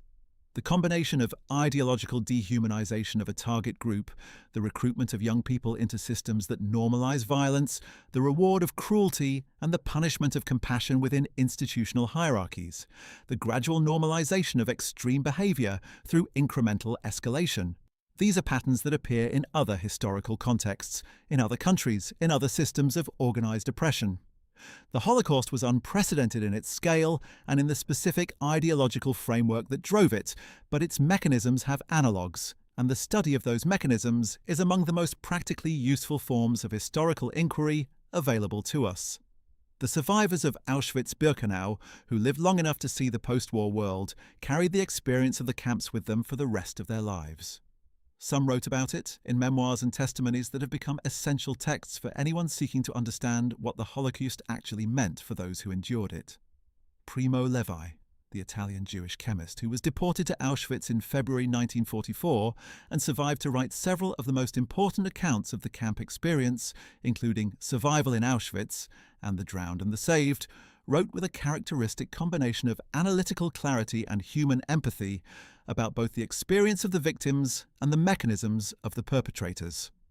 Elie Wiesel, the Romanian Jewish writer who was 15 years old when he was deported to Auschwitz and who survived to become one of the most important moral voices of the post-war world, receiving the Nobel Peace Prize in 1986, wrote in his memoir, Night, about the destruction of his community and his family and the assault on his faith and identity that the camp experience represented.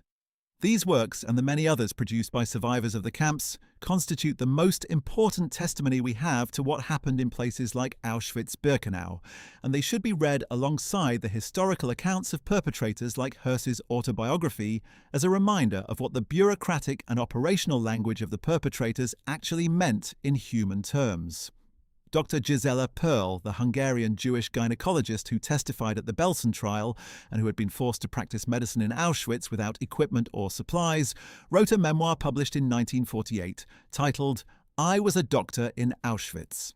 In it, she described the impossible decisions she had been forced to make in the camp, including the decision to perform abortions on pregnant prisoners without anesthesia or proper instruments, because pregnant prisoners who were identified by the SS were selected for experimental procedures or killed, while prisoners whose pregnancies were terminated had a chance, however slim, of surviving. Pearl later resumed her medical career, working eventually in New York and later in Israel. She was a witness at the Belsen trial, and her testimony helped to build the case against Grese and others. She died in 1988 at the age of 82. Hadassah Bimko, the Polish Jewish dentist who had been a prisoner at Auschwitz and who also testified at the Belsen trial, went on to marry Josef Rosensaft, one of the leaders of the Bergen-Belsen displaced persons camp that was established after the liberation, and to become a prominent figure in the post-war Jewish survivor community. She co-founded the World Federation of Bergen-Belsen Associations and devoted much of her subsequent life to preserving the memory of the Holocaust and advocating for survivor communities. She died in New York in 1997. The contrast between the trajectory of her life after liberation, a life of activism, advocacy, and community building, and the brief remaining arc of Grese's life, 7 months in custody followed by execution, could not be more complete. The site of Auschwitz-Birkenau itself was preserved as a museum and memorial after the war, under the administration of the Polish state and later under the oversight of an international foundation. It is today one of the most visited historical sites in Europe, receiving over 2 million visitors annually in recent years. UNESCO declared it a World Heritage Site in 1979. The gas chambers and crematoria at Birkenau, most of which were destroyed by the SS in the final weeks before liberation, in an attempt to conceal evidence of the murders, remain as ruins that are preserved in their destroyed state. The barracks, guard towers, and administrative buildings that survived from the original camp have been converted into exhibition spaces that house an enormous collection of artifacts, including the personal belongings of victims, suitcases, shoes, eyeglasses, hairbrushes, children's clothing, all the ordinary objects of daily life that people brought with them to Auschwitz not knowing they would be murdered within hours of arrival, and that were sorted and inventoried by SS administrators as part of the efficient management of the killing process. The Auschwitz-Birkenau Memorial and Museum maintains an archive of survivor testimonies, operational records from the camp administration, and documentation of the fates of individual victims and perpetrators. It is one of the most important repositories of Holocaust documentation in the world, and it continues to support research into the history of the camp and the fates of those who passed through it. For those who want to understand what Irma Grese did in concrete human terms, the testimony archives at Auschwitz represent the most direct possible evidence, the voices of the people who were there, who survived what she and the system she served inflicted upon them. Bergen-Belsen was also preserved as a memorial site, though in a different form from Auschwitz. The British authorities burned the camp's wooden buildings after liberation because they were so thoroughly infested with typhus that decontamination was not considered possible. The camp today is therefore a memorial landscape rather than a preserved built environment, consisting of the mass graves in which the thousands of victims who died in the final months were buried, a museum building, and landscaped grounds that mark the locations of the former barracks and other structures. It is a quieter and more austere place than Auschwitz, and in some ways its emptiness, the absence of the physical structures, conveys a different kind of horror. The scale of death that occurred here was so enormous that the evidence itself had to be destroyed to prevent further killing by disease.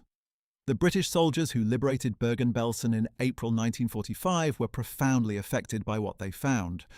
Many of them spoke publicly about the experience in the years after the war, and their accounts form an important part of the historical record. Sergeant Norman Turgle, one of the British soldiers who entered the camp on April 15, 1945, later wrote about what he found there. He also, in one of the more remarkable personal stories to emerge from the liberation of the camps, married Gina Goldfinger, a survivor he met at Belsen who had survived 4 camps, including Auschwitz. They married in Lübeck in September 1945, in what was described as the first Jewish wedding in Germany after the war, and remained married until Norman Turgle's death in 2019. Gina Turgle, who died in 2018 at the age of 95, became known for her memoir I Light a Candle, and for her educational work telling the story of her survival to school children in Britain for decades after the war. The impact of the liberation of Bergen-Belsen on British public consciousness was enormous and lasting. The BBC correspondent Richard Dimbleby was among the first journalists to enter the camp with British forces, and his radio broadcast from Belsen, transmitted on April 15, 1945, is one of the most important pieces of wartime journalism in British broadcasting history. Dimbleby, a normally composed and professional broadcaster, broke down during his report, unable to maintain the detachment that professional convention required in the face of what he was describing. The BBC initially refused to broadcast his report, finding it so extreme that they doubted its accuracy. When his account was confirmed and finally broadcast, it produced shock and anguish across Britain that contributed directly to the speed with which the British authorities moved to prosecute those responsible at the Belsen trial. The connection between the liberation of Bergen-Belsen, the public impact of Dimbleby's broadcast, and the photographs and film footage that followed, and the rapid organisation and completion of the Belsen trial represents one of the more direct examples in history of public outrage driving the application of justice. Irma Grese was tried and convicted within 7 months of her capture, largely because the British public and the British military authorities who served that public had seen the evidence of what had been done at Bergen-Belsen and demanded accountability. That the accountability was partial, that it addressed only 45 of the many hundreds who had served at Belsen and Auschwitz, was not a function of insufficient outrage but of the practical limits of what any criminal justice process could achieve in the face of a crime of that magnitude. The history of the broader Nuremberg proceedings, which ran in parallel with and after the Belsen trial, is essential context for understanding the legal framework within which Grese was prosecuted. The International Military Tribunal at Nuremberg, established by the London Agreement of August 8, 1945, between the United States, the United Kingdom, France, and the Soviet Union, tried 24 major Nazi leaders between November 1945 and October 1946.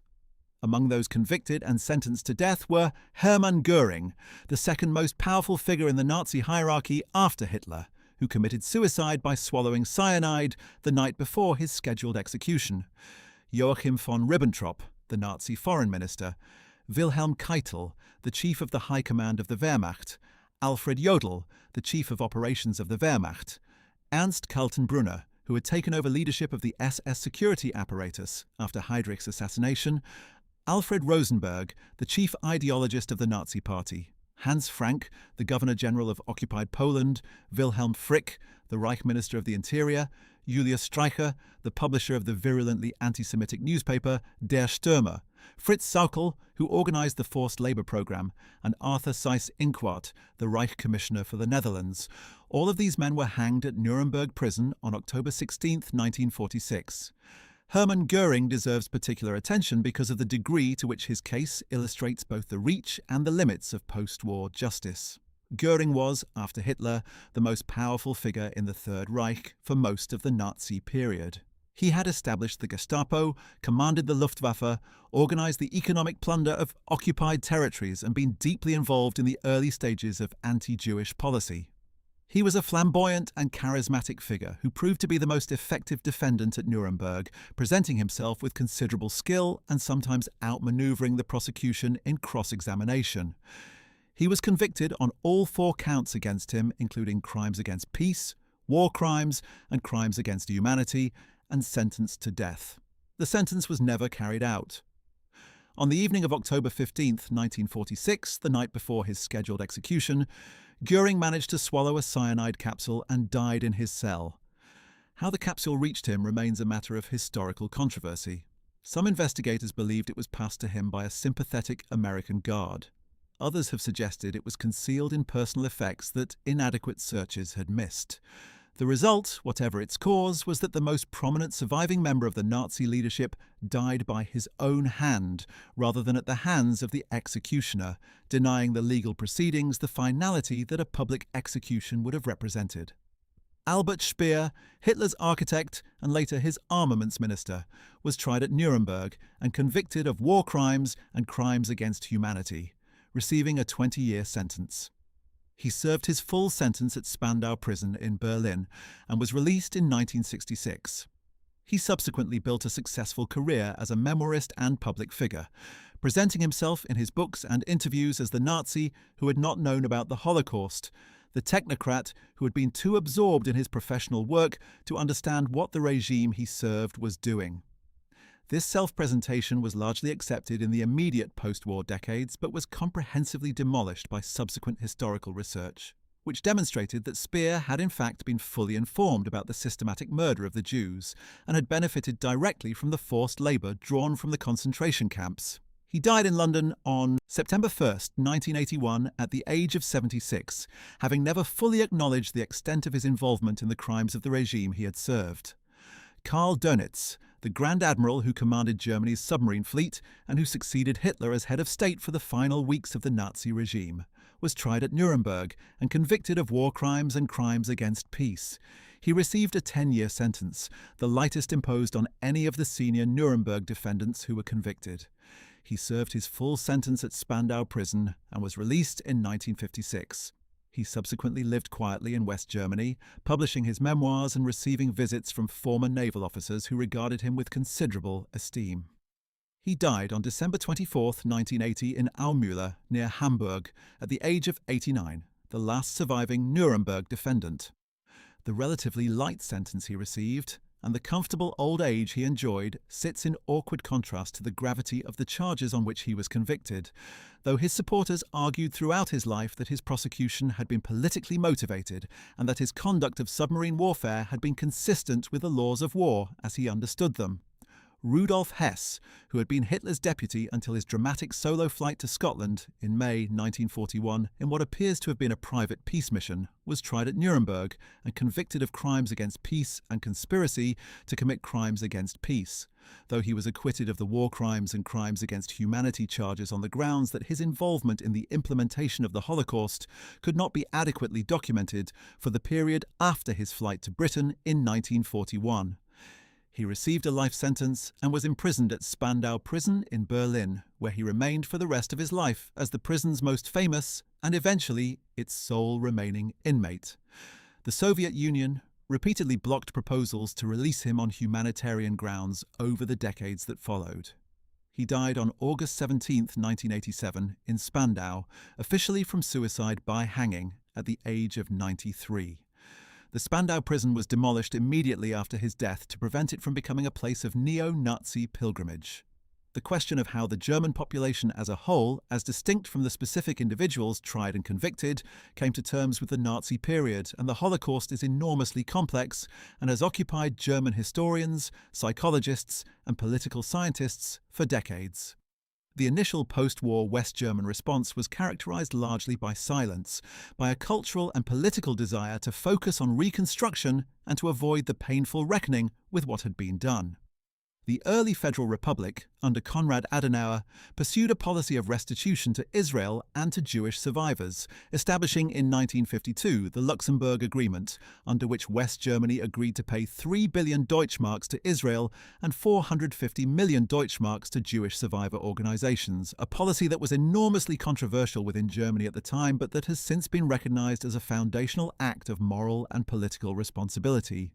But even as restitution was being organized at the governmental level, many individual Germans avoided engaging honestly with the specific crimes of the Nazi period, choosing to present themselves as either opponents of the regime, helpless bystanders, or simple soldiers who had done their duty without knowing what the larger system was doing. This posture of collective amnesia was challenged by several developments over the following decades. The Eichmann trial in 1961, covered extensively in the German press, forced a renewed confrontation with the specific mechanics of the Holocaust that the more abstract proceedings at Nuremberg had not fully conveyed. The Frankfurt-Auschwitz trials of 1963 to 1965, in which 22 former Auschwitz personnel were tried in West German courts, brought direct testimony from survivors into German courtrooms for the first time, and produced a cultural impact that contributed directly to the student protests and broader social upheaval of 1968, in which younger West Germans demanded that their parents' generation account for what it had done and permitted. The documentary Shoah by Claude Lanzmann, released in 1985 and running to nearly 10 hours, presented an extended collection of survivor testimony and perpetrator, interviews that created a new visual archive of Holocaust memory. The television series Holocaust, an American drama about the fate of a fictional Jewish family and a fictional SS officer, was broadcast in West Germany in 1979 and watched by an estimated 20 million Germans, producing a wave of public reaction that demonstrated how much emotional processing had not yet occurred even decades after the war. Today, Germany has one of the most comprehensive legal and educational frameworks in the world for the confrontation with Nazi crimes and Holocaust history. Holocaust denial is illegal. Holocaust education is mandatory in schools. The memorial to the murdered Jews of Europe in the center of Berlin, a field of concrete stelae designed by the American architect Peter Eisenman, covers nearly 5 acres and has become one of the most visited sites in the German capital. The Documentation Center at the former Nazi Party rally grounds in Nuremberg, the Topography of Terror Documentation Center at the former Gestapo headquarters in Berlin, the Jewish Museum Berlin designed by Daniel Libeskind, and dozens of other memorial sites and museums across the country constitute a landscape of remembrance that has no parallel elsewhere in the world in terms of a nation systematically confronting the crimes committed in its name. None of this changes what happened. None of it restores the lives that were taken. None of it provides justice for the specific victims of Irma Grese's whip and her dogs and her participation in selections that sent thousands of women to their deaths in the gas chambers of Auschwitz-Birkenau.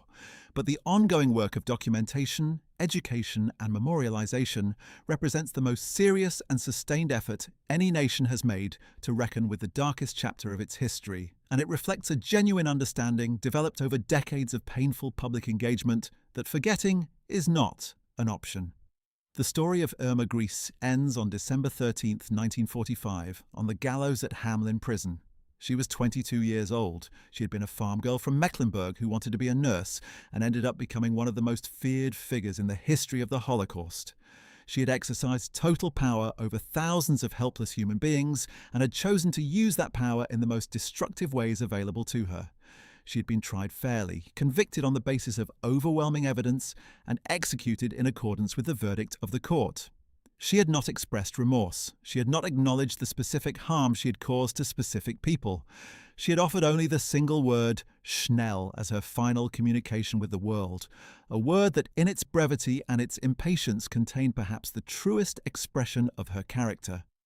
She wanted it over quickly. Not because she was afraid, but because she was done. The people she harmed were not done. Those who survived carried the experience with them for the rest of their lives. Hadassah Bimco married and built a family and became an advocate for survivors. Gisela Pearl resumed her medical career and cared for patients. Others rebuilt their lives in Israel, in America, in Britain, in Australia, in the countries that accepted displaced persons in the years after the war.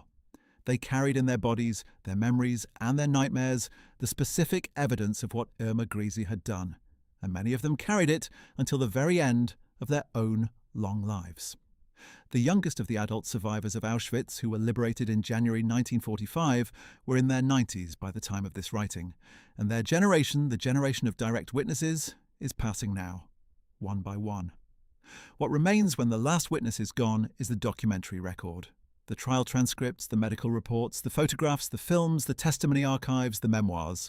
And what that record tells us, clearly and without ambiguity, is that Irma Grese was guilty of the crimes for which she was convicted, that those crimes were severe and numerous and caused immense suffering to people who had done nothing to deserve any of it, and that the system that produced her and used her must be understood, documented, and remembered so that those who come after can recognize its warning signs when they appear in other forms and in other contexts, as they will and as they already have, in the decades since the war ended and the camps were liberated.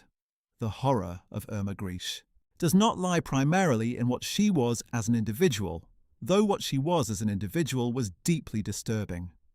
The horror lies in what she represents, the possibility that systems of organized hatred, given sufficient power and sufficient time, can find willing instruments in people who might otherwise have lived unremarkable lives. She was not born a monster. She was made one by a combination of personal character and historical circumstance, by the specific and terrible conjuncture of her own desires and a world that was willing to satisfy them at the expense of people defined as less than human. That conjuncture should never be allowed to occur again. The history of Irma Grese, and of the system that produced her exists to remind us of the stakes. Well, that is our account of one of the most disturbing figures to emerge from the entire apparatus of Nazi terror. We hope this video has given you a clear picture of who Irma Grese was, how she became who she was, what she did in the camps at Ravensbrück, Auschwitz-Birkenau and Bergen-Belsen, and how post-war justice caught up with her in the rapid and decisive proceedings of the Belsen trial. If you enjoyed this deep dive into one of the darkest corners of World War II history, make sure to check out our other videos, including the horrifying crimes of Hermann Göring and what happened to the female SS guards. After World War II, both of which explore related aspects of how the Nazi state created and used individuals who were willing to participate in crimes of extraordinary scale and severity. Don't forget to like this video, subscribe to our channel, and hit the notification bell to stay updated on more World War II content. We have much more to explore, and we will see you in the next one.